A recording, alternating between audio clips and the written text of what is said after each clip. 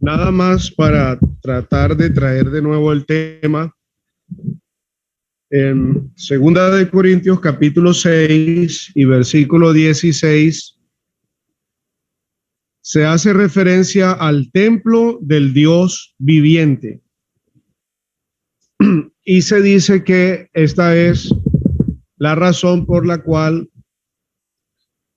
aquellos creyentes y por ende nosotros debemos estar separados de cualquier relación que ponga en peligro el carácter de lo que usted y yo somos como creyentes. Dice el versículo 16, porque vosotros sois el templo del Dios viviente. Realmente el sentido allí, el artículo el no va allí, pues es así como en vamos un momentico a primera de Corintios capítulo 3, versículo 16. Dice, ¿no sabéis que sois templo de Dios? Primera de Corintios 3, 16. ¿No sabéis que sois templo de Dios y que el Espíritu de Dios mora en vosotros? Y fijémonos que aquí no tiene el artículo el, indicando que en sentido local la asamblea es templo de Dios. El artículo el nos indicaría lo que otros han llamado a la iglesia universal, pues, o la iglesia dispensacional. Todos los creyentes, desde Pentecostés hasta el rapto. Pero aquí, en un sentido local, la iglesia es templo del Dios viviente. Hay varias figuras en el Nuevo Testamento que se nos enseñan para hablar de una iglesia local. Hay por lo menos 10 figuras. Y es llamativo que esta de él, en relación al yugo, se utiliza la figura de el templo del Dios viviente. ¿Por qué razón? Porque cuando el apóstol, inspirado por Dios, está pensando en nuestra separación, él está pensando en la morada de Dios en medio de nosotros. Y nosotros los creyentes, cada asamblea en una localidad, como el lugar donde Dios mora. Aquí hay, queridos creyentes jóvenes en la fe. Miren, una asamblea, hermanos, no tiene nada que ver ni se parece en nada a una denominación. A veces uno escucha decir, hermanos, mire, él se fue a otra asamblea o se fue a otra denominación. Bueno, ¿y en cuál denominación estaba antes? Pero cuando el apóstol escribe a los corintios, no existían denominaciones, existían iglesias de Dios congregadas al nombre del Señor. Y la única morada que Dios reconoce en una localidad es una asamblea congregada al nombre del Señor. Cualquier otra cosa, hermanos, es ajena a la palabra de Dios y por ende Dios no la reconoce como su morada. Entonces, ¿por qué debe haber separación? Porque somos templo del Dios viviente. ¿Y qué quiere decir que seamos templo de Dios viviente? La idea de templo es el lugar donde Dios habita, donde Dios está. Y hermanos, si Dios está entre nosotros, el Señor me ayude, debe haber santidad. Una asamblea se caracteriza por su separación moral. Uno lee la primera carta para sorprenderse del contexto moral de donde el Señor había sacado a creyentes de allí. Él dice, hablando de homosexualidad, él dice, y esto erais algunos de vosotros. Algunos de ellos eran creyentes que vivieron una vida terrible, moralmente hablando. Ahora Dios les había sacado y les había hecho parte de el templo de Dios en Corinto. Era algo totalmente distinto. Y hermanos, la presencia del Señor debe normar mi vida y la conducta de todos nosotros. Dice versículo 16, habitaré y andaré entre ellos y seré su Dios y ellos serán mi pueblo. Hay dos ideas allí vinculadas a la presencia de Dios. Dios quiere habitar. Dios habita en la asamblea. Lo que sucede a veces con nosotros es que a veces no gozamos de esa presencia de Dios.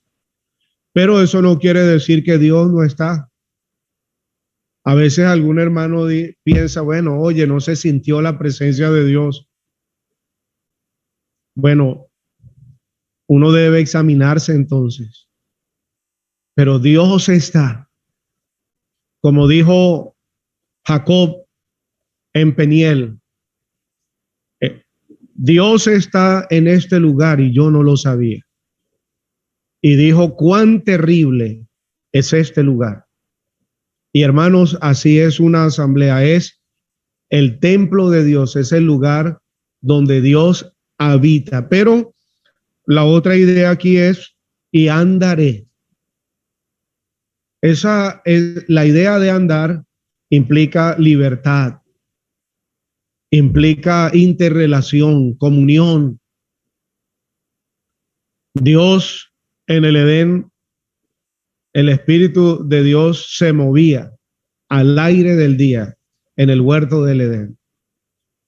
Como decía Miguel Ángel, lo más cercano al cielo, hermanos, es una asamblea, porque Dios habita y Dios anda en medio de nosotros y debemos conducirnos así. Miren, por ejemplo, y digo esto con mucha ternura en mi corazón, a veces hay cosas que hacer en el local, pero cuando ya el culto está transcurriendo, debemos actuar conscientes de que la presencia de Dios está entre nosotros. No debo correr en el local ni moverme con esa presteza, porque Dios está aquí. Decía un anciano allá en la zona de donde venimos, que los hombres entramos corriendo donde los ángeles no quieren pisar. Dios está entre nosotros y eso debe moderar nuestra conducta. Entonces, ese es pues el contexto y vamos a seguir oyendo al respecto. Preguntas que había. Está en medio de nosotros y está en cada uno de nosotros. Cada creyente esté en su puesto, es tiempo y morada del Espíritu Santo, y el Espíritu Santo es Dios. Quiero citar Primera de Corintios, en cuanto a lo bien que hemos oído. Primera de Corintios capítulo 6. Vamos a leer el versículo 9 y el 10. ¿No sabéis que los injustos no harán el reino de Dios?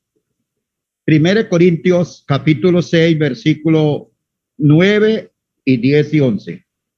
¿No sabéis que los injustos no harán el reino de Dios? No erréis, ni los fornicarios, ni los idólatras.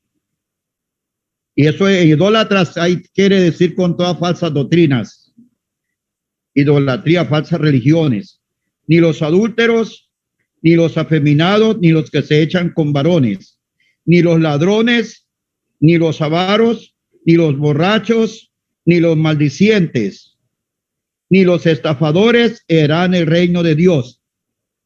Ahí está hablando un juego de palabras de la práctica del pecado cuando estábamos en nuestros delitos y pecados. Pero el versículo 11, notemos lo que dice. Esto erais algunos, mas ya habéis sido lavados, ya habéis sido santificados y habéis sido justificados en el nombre del Señor Jesús y por el Espíritu de nuestro Dios. Bueno, ahí está la nueva vida, pero notemos la responsabilidad. Pasemos al versículo 18, la responsabilidad a la obediencia a la palabra de Dios para vivir una vida santa, sabiendo que cada uno de nosotros, aquí mora el Señor, la presencia del Señor, pero en cada uno de nosotros mora el mismo Dios eterno, el Dios infinitamente santo. Dice el versículo 18, huir de la fornicación. Cualquier otro pecado que el hombre cometa está fuera del cuerpo, más el que fornica contra su propio cuerpo peca. ¿O ignoráis que vuestro cuerpo es templo del Espíritu Santo, el cual está en vosotros, el cual tenéis de Dios y que no soy vuestro? Porque habéis sido comprados por precio. Notemos la palabra. Hemos sido comprados con un precio muy elevado. Por eso dice el que santifica a los que son santificados, de uno somos todos. Nosotros pertenecemos a Dios. Por eso hemos sido apartados para la honra y la gloria de Dios, pero no nos demanda la santidad práctica o progresiva, que despojarnos de todo lo que es contrario a la palabra de Dios o a la santidad de Dios, despojarnos renunciando a la impiedad y a los deseos mundanos, para que vivamos en este mundo sobria, justa y piadosamente. La otra expresión es que dice, porque habéis sido comprado por precio. Glorificar pues a Dios en vuestro cuerpo y en vuestro espíritu, los cuales son de Dios. Nosotros pertenecemos a Dios. En 1 Tesalonicenses dice que todo nuestro ser, espíritu, alma y cuerpo, se ha guardado irrepresible para la venida de nuestro Señor. Por eso la palabra que nos está enseñando, y como este hermano ha hablado, es que debemos vivir. Pero me llama la atención, hermano, y como dicen algunos, estoy dispuesto, esta expresión que he visto aquí donde tenemos el estudio, hay una palabra que creo que concuerda con Mateo. La palabra aquí, cuando dice, por lo cual salid de en medio de ellos y apartados, dice el Señor, y no toquéis lo inmundo, y yo recibiré. Pero no, ese atrás, el versículo va para atrás. El versículo 16, habitaré y andaré. Andaré. Y yo pienso que concuerda con lo que dice Mateo en el capítulo 28. He aquí yo estaré con vosotros todos los días hasta el fin del mundo. Este Dios del cielo es nuestro eternamente y para siempre. Él nos guiará aún más allá de la muerte. Eso está en el Salmo 48, 14. Es la fidelidad de Dios. Está con nosotros y andará con nosotros. Guardará nuestra salida y nuestra entrada desde ahora y para siempre. Está hablando la presencia de Dios con nosotros y la fidelidad de Dios con nosotros hasta el día dichoso y glorioso que nos lleve a aquel lugar eterno. Hay que atender a hay dos preguntas que tenemos. Una de ellas, la primera fue si un creyente puede en algún momento determinado pedir un préstamo al banco, si eso sería o no yugo desigual. La otra la haremos después que se dé respuesta a esta. Ayúdame, hermano. Romanos capítulo 13, versículo 7 dice, pagad a todos lo que debéis, al que tributo, tributo, al que impuesto, impuesto, al que respeto, respeto, al que honra, honra. No debáis a nadie nada, sino el amaros unos a otros, porque el que ama al prójimo ha cumplido la ley. Solo respondo de forma práctica, no estoy diciendo que el creyente debe endeudarse a diestra y a siniestra, no. Ni meterse en deuda por alguna compra, un gasto superfluo. pero si usted tiene su trabajo, está empleado, tiene su 15 y su último, puede ahorrar para comprar, por ejemplo, una casa que es tan necesaria. Existe mucha facilidad para apalancarse, para financiar una casa y pagar esa cuota. Creo que mientras usted paga y cumple, honra su compromiso, sé que algunos no están a favor de lo que estoy diciendo, pero creo que no debemos cerrar el compás completamente. En ese sentido, yo estaría de acuerdo que un creyente tenga un crédito para comprar su casa, por ejemplo, para comprar un carro con alguna facilidad de financiamiento, lo va pagando, pero él sabe que va a honrar su compromiso y no se retrasa con el pago mensual. En Venezuela decimos giro, aquí dicen cuota. Con la cuota mensual, tratar de no retrasarse en eso, sino ser cumplido. La vida crediticia, en un sentido, es importante para cualquiera persona. Pero vuelvo y digo, lo que estoy diciendo, no lo estoy diciendo para que, bueno, el hermano enseñó que nos podemos endeudar, hermano, no todo el mundo, no que hable con desprecio a otros, no, para nada, pero no todo el mundo está, como quien dice, capacitado o capacitada para meterse en una deuda bancaria, porque ellos cobran el capital con un agregado de intereses que muchas veces, cobra intereses de intereses. Y esos réditos muchas veces son difíciles de pagar, así que revise muy bien sus finanzas. No estamos diciendo que no, pero revise muy bien sus finanzas, sus entradas, sus gastos, sus salidas, para meterse en una cuenta. Y la idea es no deber a nadie nada y pagar a todo aquel que se le debe. Es algo muy práctico que digo, esperando que los hermanos puedan apoyar. Pero otra cosa, por ejemplo, práctica que alguno dirá, ok, y si yo tengo una casa, no se la puedo arrendar a un inconverso porque es inconverso y eso puede ser un yugo desigual. Creo que no, su casa es su casa.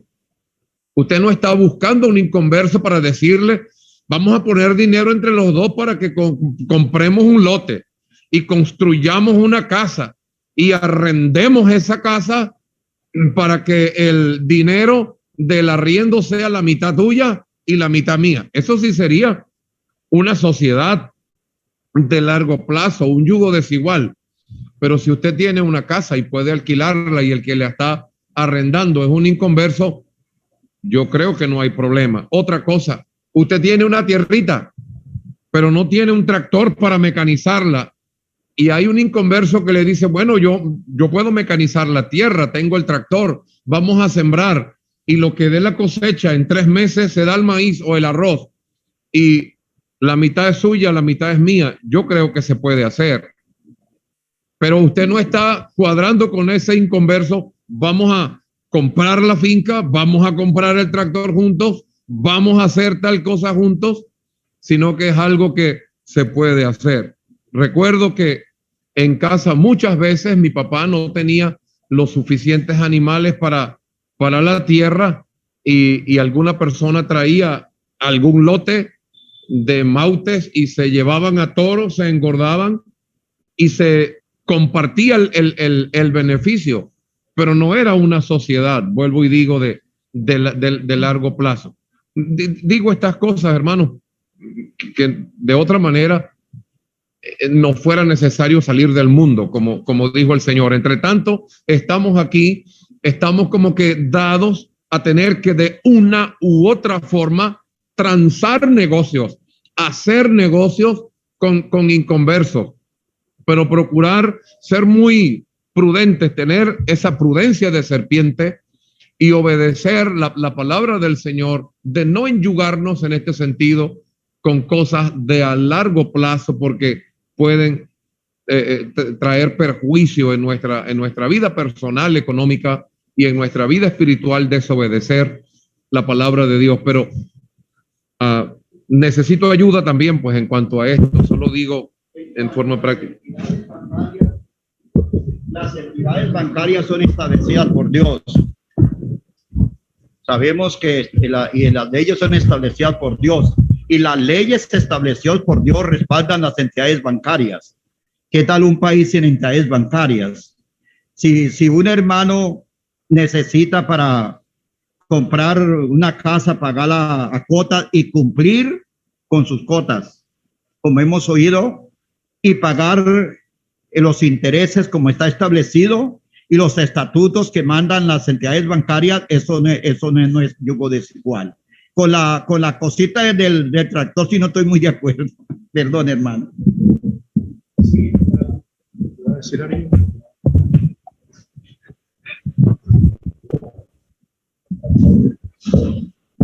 Bueno, si lo que hemos escuchado nos trae tranquilidad, pues en el sentido que generalmente nuestra cotidianidad se mueve en relación a personas que no son creyentes. Y en tal sentido establecemos algún tipo de nexo o relación de tipo laboral. Entonces, como ha dicho nuestro hermano, si la Biblia no nos manda a solo trabajar con creyentes, nos manda a no unirnos en yugo desigual con los inconversos.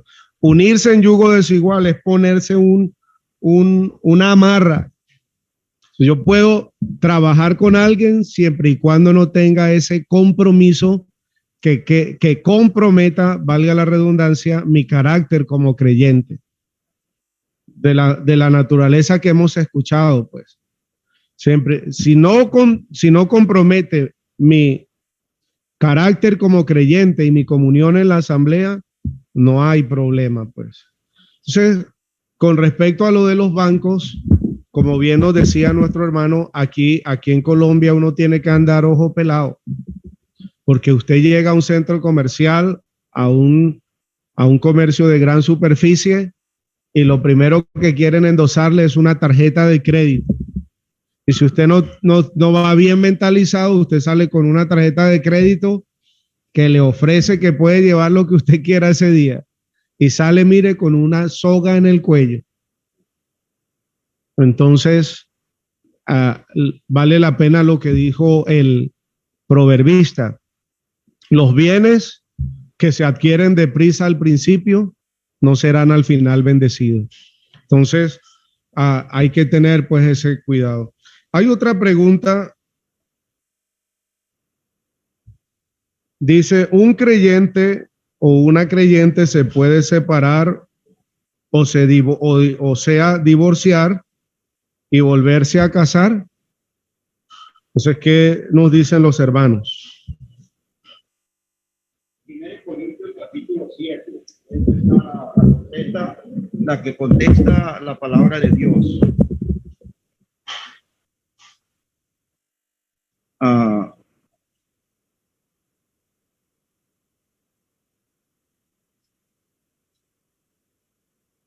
El 1 Corintios 10, capítulo 7, perdón, versículo 10. Vamos a leer lo que dice la Biblia. Capítulo 7, 1 Corintios, versículo 10. Pero a los que están unidos en matrimonio, mando, no yo, sino el Señor. Mandamiento. Como Pablo dice, no yo, sino el Señor. Que la mujer no se separe del marido.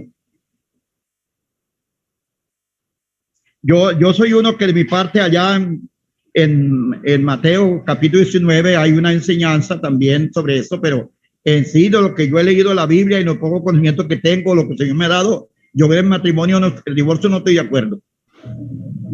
Y se separa, quédese sin casarse o reconcíliese con su marido. Hay dos versículos allí, puede que el hermano tenga otro.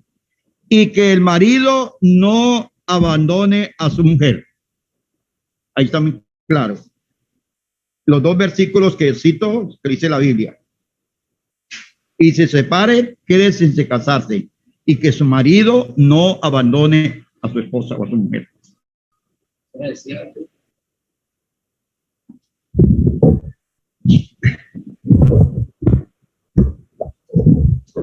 Con respecto a la pregunta, hermano. Está tan interesante el estudio. Y una de las cosas que uno puede venir viendo a través del desarrollo de este estudio es lo que Dios aprecia en tener comunión con nosotros, cosa que nosotros podemos decir que le ha costado. Tener esa comunión tan cerca de nosotros. Cosa que en el tiempo de la ley, los únicos que podían gozar de esta cercanía a Dios, uno podía decir que todo Israel, pero no era cierto, solo los levitas. Los levitas, hasta las mujeres, en el tiempo de la ley, en sus días, tenían que estar aparte, porque eran inmundas. Una persona que se moría, no podían tocarlo, porque se contaminaban. Y tantas cosas como esta se terminaron en el tiempo de la gracia. ¿Qué mujer en el tiempo de la ley podía entrar al lugar santísimo? Ninguna. Hermana, usted hoy en día, en el tiempo de la gracia, ¿se puede entrar al lugar santísimo? ¿Cómo no? Tener esa comunión íntima con el Señor. Pero a veces es triste escuchar un hermano o una hermana que diga, Dios tiene un lugar en mi corazón. Y Dios no quiere un lugar en su corazón, hermano. Dios quiere su corazón, todo. Dios no quiere hacer parte de su vida. Dios quiere ser su vida. Por eso dice claramente aquí, habitaré y andaré. Y ellos serán mi pueblo. Usted puede, hermano, como ya ha escuchado nuestro hermano en cuanto a un préstamo. Pero cada uno en sí se revisa y debe examinarse. Cosa que hemos venido escuchando en estos días de nuestro hermano Rubén Mendoza en cuanto al temor a Dios, hermano. Cosa que se ha perdido. Y esa es una realidad. La tristeza, hermano. ¿Cómo se ha perdido el temor a Dios cuando no me importa la comunión con Él? Yo estoy dispuesto a hacer cualquier cosa porque no me interesa la comunión con el Señor. Pero si damos cavidad a perder esta comunión, siempre escuché de nuestro hermano Ernesto Moore, ya está con el Señor. Poco tiempo que estuve en Venezuela, fueron pocos días que compartí con él, pero en una conferencia él dijo que cuando fue recibido a la comunión, hubo algo que él le pidió al Señor y él siempre lo decía, Señor, que nunca me lean capítulo 5 de 1 Corintios. ¿Por qué? Porque el hermano apreciaba esa comunión con el Señor. Cuando usted aprecia la comunión con el Señor, hermano, usted tiene que hacer como está diciendo nuestro hermano José Luis, ojo pelado. Si esto puede llegar en un momento a afectar mi comunión con el Señor, yo debo decir que no. Yo no voy a comprometerme con eso. Ni voy a tener tal sociedad por muchos años con fulano. De manera que el Señor nos ayude, hermano, a valorar lo que Dios hasta el día de hoy ha hecho con nosotros.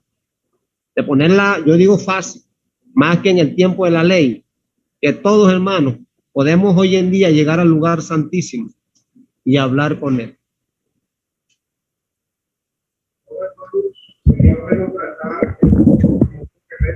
Hasta las 11:30, ¿verdad? 11:45. Bueno, pero sería bueno tratar en cuanto a el otro aspecto de la separación, porque la mayoría o casi todas las verdades son como una moneda, tienen dos caras. Entonces, la primera parte de la porción del versículo 14 al 16 es la cara de esa moneda. Y del versículo, la segunda parte del 16 al capítulo 7:1 es el sello de esa moneda. Es el otro lado. Entonces, la separación implica salir de, pero venir a. Yo no puedo separarme de algo y quedarme sin nada, porque pronto voy a buscar de nuevo aquello que he dejado. Esa es la ley de la compensación. Uno cambia algo por otra cosa. Y por eso, hermanos, hablaba de Cristo y la comunión a la cual hemos sido llamados, a la comunión con su Hijo, nuestro Señor Jesucristo. Porque eso es lo que es una asamblea, es la comunión con su Hijo. Y Él es el centro que nos atrae. Hemos sido sacados del mundo y hemos sido atraídos y nos mantenemos atraídos a la bendita persona del Señor Jesucristo. Se dice que una vez una niña que estaba aprendiendo a caminar, una linda niña, por cierto descuido de los padres, habían dejado un cuchillo afilado al alcance de esta criatura. Y cuando la madre sale hacia cierto lugar de la casa, se fija que por el pasillo viene la niña caminando torpemente con el cuchillo en la mano. Y la niña estaba en el otro extremo del pasillo y el papá iba a correr a hacer algo por la niña y la mamá lo detuvo porque tenía miedo de que por el susto y la impresión pudiera ocurrir algo peor. Entonces, mamá rápidamente fue a un lugar, a la cocina, y trajo una manzana bien bonita. Y desde el lado del pasillo le mostró la manzana a la niña. Y la niña soltó el cuchillo y caminó hacia la manzana. Entonces, eso es lo que tenemos aquí. Salid de en medio de ellos, pueblo mío, y no toques lo inmundo. ¿Y qué más? Y yo os recibiré. Entonces, Él es el centro que nos atrae. Dice, y habitaré y andaré entre ellos, y seré su Dios, y ellos serán mi pueblo. Entonces, nuestro hermano Servini nos habló de 7 bendiciones que tenemos aquí. Y sería bueno tocarlas. Versículo 16 tiene, habitaré y andaré entre ellos. Esa es una. Y seré su Dios. Esa es la segunda. Y ellos serán mi pueblo. Ahora, cada una de estas promesas y bendiciones realmente las tenemos. Dios no iba a ser su Dios al ellos separarse, ya era su Dios. Pero la manera en que están expresadas estas bendiciones nos enseñan una gran lección, y es que aun cuando tenemos estas bendiciones, la única manera de disfrutar de ellas es estando separados de cualquier otra comunión. Dios está entre nosotros, hermanos, y lo que nos va a ayudar a disfrutar su presencia es la medida de nuestra separación. Un creyente separado goza de esa dulce y bendita comunión con su Dios en la comunión de la asamblea. y en su comunión personal.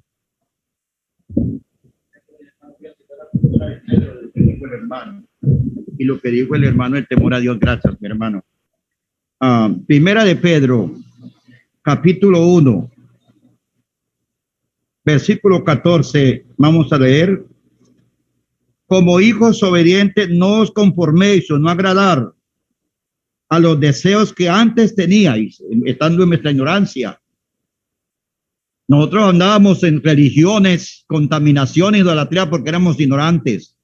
Pero el Señor nos sacó de esa ignorancia, de esa vana manera de vivir, como dijo el apóstol Pedro.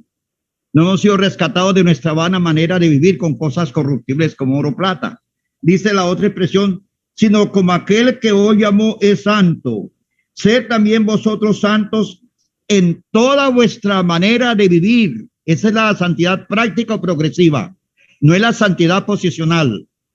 Porque en el momento que hemos creído con una sola ofrenda, hizo perfecto para siempre a los santificados, que se apartados.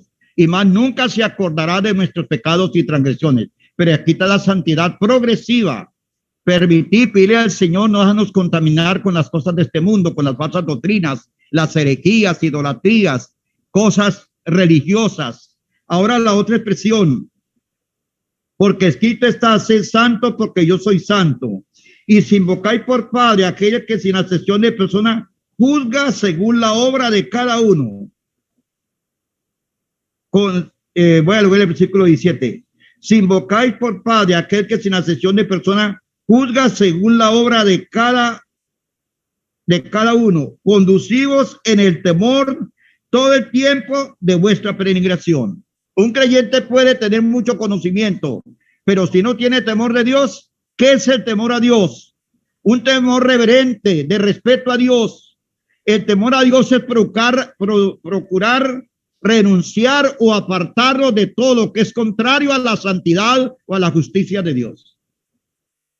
¿Y quién nos santifica? En el capítulo 17 de Juan dice, santifícalos en tu palabra es verdad. No es el mucho conocimiento, es el poner en práctica lo que leemos y oímos. La palabra de Dios nos santifica, pero si ponemos en práctica lo que estamos oyendo, lo que estamos leyendo. Pero me llama la atención la otra escritura aquí, cuando dice el 17, no sé si el hermano, por lo cual salir de en medio de ellos, apartados, dice el Señor. Pero aquí en medio de ellos, apartarse, pareciera que si uno no tuviera la luz de la verdad y era buena, entonces uno no puede estar entre la gente, en las personas que no son salvadas. Pero yo pienso que la expresión allí es con ellos, pero no revueltos. El hermano José Luis, pero se me dio una palabra que dijo, yo dije que siempre haya un muro de justicia, porque dice la expresión, por lo cual salid en medio de ellos apartados, dice el Señor, no toquéis lo inmundo, no practicar los que ellos practican, con ellos, pero no revueltos. Siempre tomar un perfil de un santo, de un hijo de Dios, de una persona que somos peregrinos que vamos de paso, que nos espera el lugar eterno, que ya nosotros no somos de esta esfera terrenal. Nosotros ya estamos sentados en los lugares celestiales con Cristo Jesús, Señor nuestro. Y algo, hermano, que quisiera aportar esa parte que han mencionado los hermanos, salid en medio de ellos. Ya nuestro hermano lo ha hablado, pero estoy viendo, hermano, la importancia de hacerlo de una manera total. Porque lo digo, hermano, por las dos frases siguientes. Y apartaos y no toquéis lo inmundo. Esto me hace pensar, hermanos, en yo puedo salir, pero quedarme a un costado viendo. Eso es coquetear con el pecado. La idea, hermano, de salir es apartaos. Hermano, porque nosotros tenemos esa raíz que viene de ahí y esa tentación a volver a donde nosotros salimos. Entonces la idea, hermano, no es solamente salir, porque a veces podemos salir de alguna de estas cosas, pero la idea es apartarse y no toquéis lo inmundo, no tener ningún tipo de relación con estas cosas, hermano.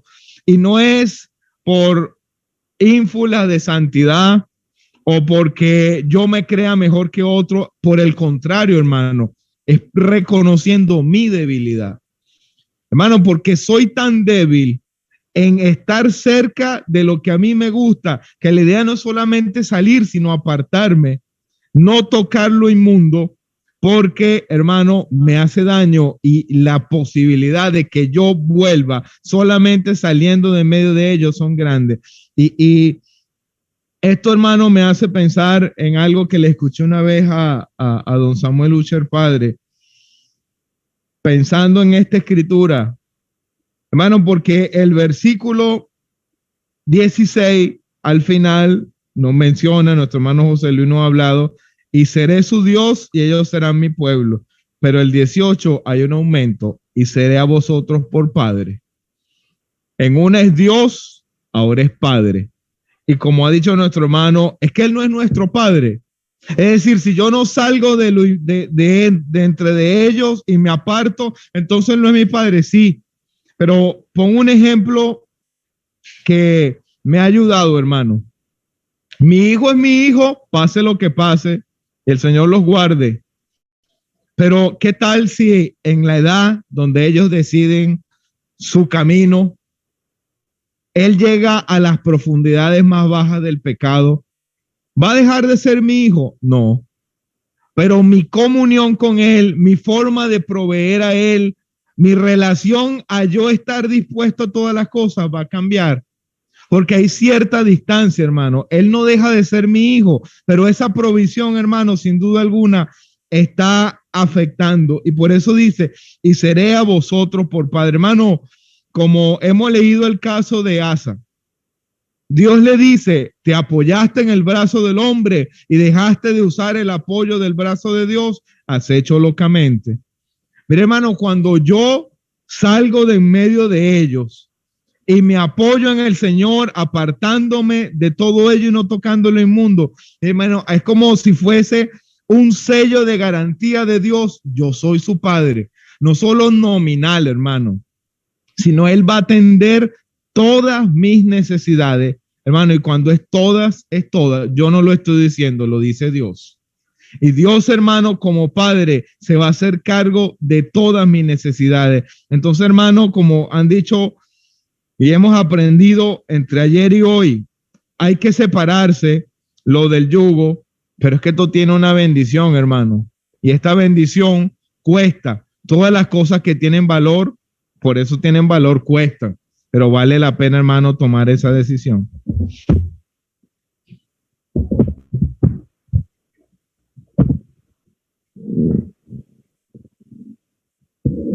Bueno, sencillamente llover sobre mojado, como ya han comentado. Yo tenía, hermano José Luis, habitaré entre ellos, andaré entre ellos dos, y seré su Dios. Si quisiéramos asociar, estoy pensando allí en su permanencia, su presencia. Ellos serán mi pueblo y os recibiré. Ahí está la 4 y la 5, y estoy pensando en nosotros como su pertenencia. Y el 18, y seré para vosotros por padre. Ya con eso sería suficiente, pero dice, y vosotros me seréis hijos e hijas. Ahí está la 6 y la 7. Y como sabemos, toda relación es de ambos lados, como Miguel muy bien explicaba en el ejemplo. Si fuese nada más el hecho de él como padre, nosotros pudiésemos hacer lo que quisiéramos como hijos. No, como hijos, entonces, ustedes, dice él allí, vosotros me seréis hijos e hijas. Si quisiéramos seguir manteniendo una palabra para memorizar fácilmente el parentesco, ahora hay una nueva relación que antes no existía, no conocíamos, de llamarle a él como nuestro padre. Es interesante que estas son citas del Antiguo Testamento. La relación de Dios como padre era desconocida para ellos. Eso es algo que nosotros entendemos ahora en este tiempo de gracias, hermanos. Es una bendición que tenemos. Por consecuencia, versículo 1 del capítulo 7, así que, amados hermanos, amados, puesto que tenemos tales promesas, estas que hemos estado considerando, él da la exhortación práctica: limpiémonos de toda contaminación de carne, pero dice también de espíritu. Solemos pensar que lo que hacemos en el cuerpo es nada más lo que afecta al pecado. No, hay contaminación también de espíritu. Dice, perfeccionando la santidad en el temor de Dios. Y estoy pensando, ya llegó la hora, lo que dice el escritor a los hebreos, procurar la santidad, que dice, sin la cual nadie verá al Señor. Bueno, igual dejo el comentario hasta acá para dar chance a otros. Pero sí es interesante, hermanos, pensando ya que estamos casi terminando el estudio, es interesante que entre esas promesas o bendiciones está lo que ya se ha comentado del versículo 17. Hay 4 preceptos o mandamientos en la sección que se ha estado estudiando en el día de ayer y hoy. El primero está en el 14, no os unáis. Eso es un mandato. Por eso al no hacerlo estamos desobedeciendo. No os unáis en yugo desigual. Pero el otro está, versículo 17, salid en medio de ellos. El escritor a los hebreos invitaba a los creyentes a salir pues de todo lo que implicaba un mundo que rechaza y está en oposición a Dios. Ese es el segundo. Apartaos, dice el Señor. Ese es el tercero. Y el otro, y no toquéis lo inmundo. Está asociado a esa idea de, como también se ha comentado, de aquellos mandamientos del antiguo pacto, en donde el tocar cosa inmunda, algún muerto, algo hacía inmundo a aquella persona que lo tocaba espiritualmente hablando. Por eso él dice en el versículo 7, contaminación de carne y del espíritu. Y confieso, hermanos, a veces uno o el que habla es tan ligero frente a un Dios que es tan santo, pero en la carta escrita por el apóstol Pedro, uno de los atributos que Dios demanda de sus hijos es santo como yo soy santo. Si Él lo demanda es porque sí es posible.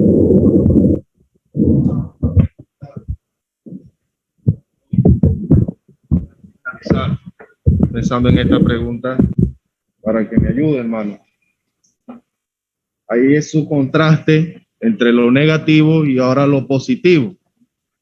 Pero aquí dice que tales promesas. Pregunto, ya como se ha dicho en el contexto que hay unas que ameritan la manera no de comulgarlo, sino disciplinarlo. Y ahora aquí hay promesa, pero lo mantiene aún unido.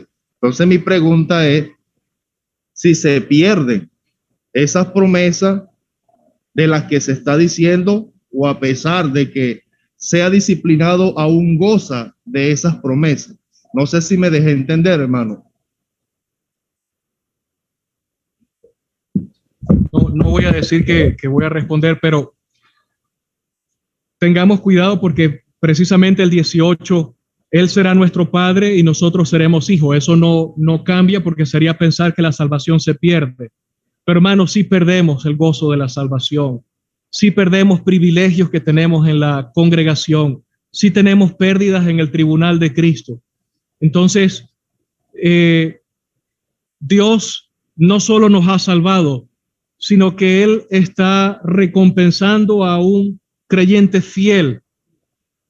Y muchas de esas bendiciones las corremos el riesgo de perderlas, de dejar de disfrutarlas. Hermano Goyo dice, uno puede disfrutar del cielo estando aún aquí en la tierra, pero ¿a quiénes Él va precisamente o quiénes van a disfrutar esas cosas? Bueno, los que se han guardado de no hacer todas estas exhortaciones que tenemos acá. Gracias a Dios que Él es el Dios de las segundas oportunidades, pero qué bueno que no necesitemos una segunda oportunidad. Ya voy a dar el chancecito aquí. Versículo 1 del capítulo 7. Así que, amados, puesto que tenemos tales promesas. Ese término indica que es una posesión de todo creyente. Tenemos esas promesas. No dice que debemos ganarlas o debemos lograr esas. Dice que las promesas las tenemos. Pero para disfrutar de ellas necesitamos limpiarnos de toda contaminación de carne y de espíritu. Es decir, la separación de la que él nos ha hablado en los versículos 14 al 16. Estoy pensando, hermanos, en la ilustración de esto en la vida del hijo pródigo. Se fue lejos a una provincia apartada y allá desperdició todo, sufrió hambre, y él dice: ¿cuántos jornaleros en casa de mi padre tienen abundancia de pan y yo aquí perezco de hambre? Todo lo del padre era de él, pero él no estaba disfrutando de ello. ¿Qué tuvo que hacer para disfrutarlo? Volver, dejar atrás la provincia apartada y volver a la casa. Y como hemos escuchado, él no dejó de ser hijo. Él era hijo, pero no gozaba de las bendiciones de ser hijo. Y qué gozo, hermanos, estas promesas las tenemos. Todo creyente. Pero ¿quiénes van a disfrutar de ellas? Aquellos que se limpian. Limpiémonos. Es un mandato. El Señor nos ayude con la palabra de Dios, con confesión, a limpiarnos de toda contaminación, y dice aquí, de carne y de espíritu. Entonces, hermanos, ¿qué hay en nuestra vida que deberíamos sacarlo? ¿Qué hay en tu casa, querido creyente, que no debería estar allí? El Señor me ayude a mí, a como aquellos efesios, a sacarlo y a quemarlo. Esa es una manera, pues, de limpiarnos y de disfrutar de las promesas que tenemos. Yo creo que sí. Ya pasamos tanto rato.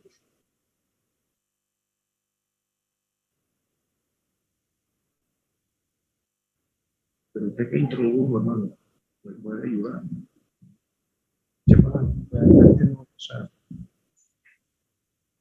No, adelante.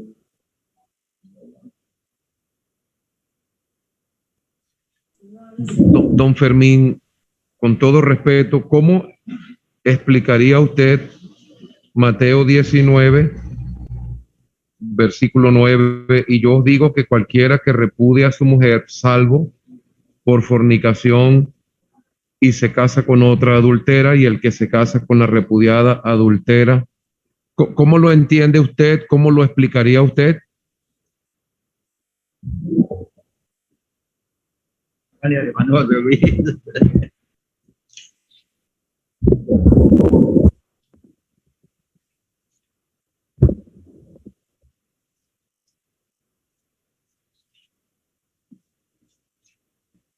Me va a hacer el hermano Goyo subir la presión.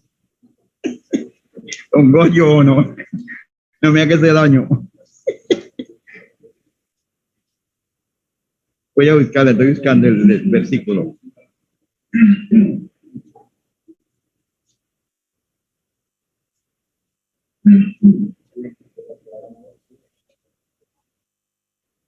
Capítulo 19, versículo 9. Vamos a leer. Y yo digo que cualquiera que repudie a su mujer, salvo por causa de fornicación, salvo que sea por causa de fornicación, y se casa con otra, adultera, y el que se casa con la repudiada, adultera. Cuando yo recibí al Señor, voy a un pensamiento en una parte. Don hermano Federico Sánchez, lo conozco, fue anciano muchos años en San Felipe. Ya está con el Señor, un buen hermano bien, un anciano. Y él me dijo, mire, le voy a dar un consejo de don Fermín. No se case con mujer repudiada, ni con mujer viuda que tenga 4 y 5 hijos como una matica de plátano. Mejor quédese solo. Y yo creo que profetizó. Yo creo que profetizó porque digo, con mujer repudiada o viuda, que su esposo ya ha muerto y que le queden hijos, procure a no casarse con una matica de plátano, que con tanta familia se crecen los hijos que no son suyos, las hijas ya señoritas y no son hijas de ustedes, para un problema para usted, ¿no? Que son. Bueno, esa es una parte. La otra aquí, la expresión, yo digo que cualquiera que repudie a su mujer, salvo por causa de fornicación. Yo pienso que voy a dar un pensamiento, hermano Gregorio, y si no, el hermano Luis se endereza o otro hermano. Hay personas que son casadas y, por ejemplo, la señora cae en fornicación y se va del hogar, abandona el hogar, un hogar abandonado que es antibíblico, y se pone a vivir con otro, y ya al tiempo de años que el esposo solo y esa señora vive con otro hombre, él puede divorciarse. Porque a libertad nos llamó el Señor. Ese es el pensamiento que yo tengo en ese versículo. Porque uno debe estar dispuesto a perdonar. Sí, pero si esa persona, esa candidata tiene años de vivir con otro hombre y el hermano solo en la casa, y ya puede él pedir el divorcio. Pero quedarse solo. Ese es el pensamiento mío. ¿Cómo piensa usted, hermano Gregorio?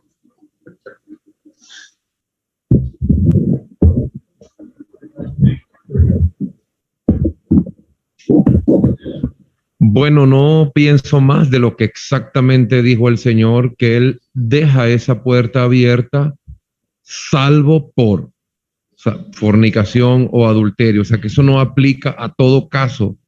O sea, que no, me separo y tal, por cualquier causa, no, sino que este caso específico, y no es que se va a aplicar esta escritura a todo caso. O sea, que cada caso es un caso. Yo sé que algunos dicen, no, pero es que en Mateo no están las doctrinas. Pero es que en Mateo está y bautizándoles en el nombre del Padre y del Hijo y del Espíritu Santo. Entonces, es la palabra del Señor aquí que debemos respetar. El Señor deja esta puerta abierta, porque como usted mismo citó, a paz nos llamó el Señor y no a esclavitud. Pero no es que la asamblea, yo entiendo la primera enseñanza suya, nosotros no debemos tener una enseñanza pro divorcio, no. Lo que Dios unió no lo separe el hombre, pero el Señor deja esta puerta abierta. Lo digo solamente para terminar de responder la pregunta del hermano que preguntó acerca del divorcio. La idea es que dos se casen pensando en el divorcio. No. O sea, me voy a casar y me voy a casar en el Señor y me voy a casar para toda la vida. Y yo respeté mucho al hermano Sánchez allá en San Felipe, yo lo conocí, pero la Biblia dice que la mujer está ligada a la ley del marido mientras ese vive, pero después que se muere, ella se puede casar y ella no es culpable de tener 2 hijos o 3 hijos. De repente al hermano Sánchez no le gustaba a una mujer que tuviera 2 hijos, pero hay otro que sí. No, yo me caso con usted, no importa que tenga 2 hijos. Tranquila, yo me caso con usted y adopto sus hijos. Ok, no está pecando porque su esposo murió y ella es libre de casarse.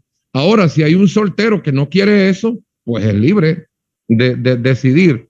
Pero si hay alguien que ama a esa señora o ama a ese señor viudo, cuando mi suegro enviudó y se volvió a casar, y si con la que se volvió a casar le dice, no, pero es que ya usted tiene 2 hijos, yo con usted no me caso. O sea, creo que hay que hacer la salvedad en este sentido. Una hermana se fue a divorciar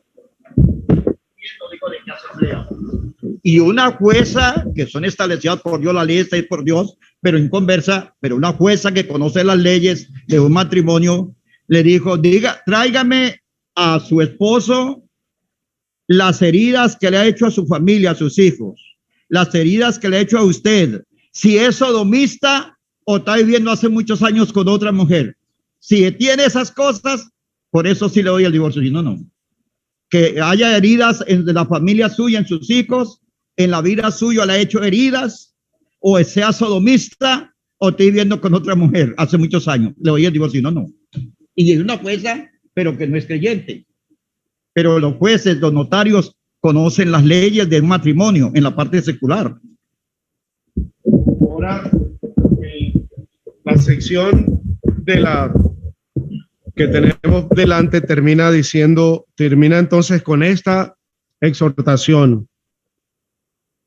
Limpiémonos. Es una responsabilidad de todo creyente. A veces hay canciones evangélicas, entre comillas, que no recomiendo escucharlas, pero uno pasando en cualquier lugar las oye. Límpiame, Señor, límpianos. Eso no. El Señor nos limpió al comienzo de nuestra carrera cristiana. Y en este sentido, es mi responsabilidad limpiarme de toda contaminación. Para ello, el creyente debe tener la mente iluminada por la palabra. Debemos leer la palabra y ser sensibles a ella. Y entonces, el sentido de limpiémonos indica una limpieza continua, estar pendiente de ello. Limpiémonos. Y dice, de toda contaminación de carne y de espíritu. Porque hay contaminación a nivel espiritual, lo que ya se ha dicho tocante a ir a un lugar de idolatría. Por ejemplo, nosotros casi todos procedemos de familias que han tenido alguna práctica religiosa.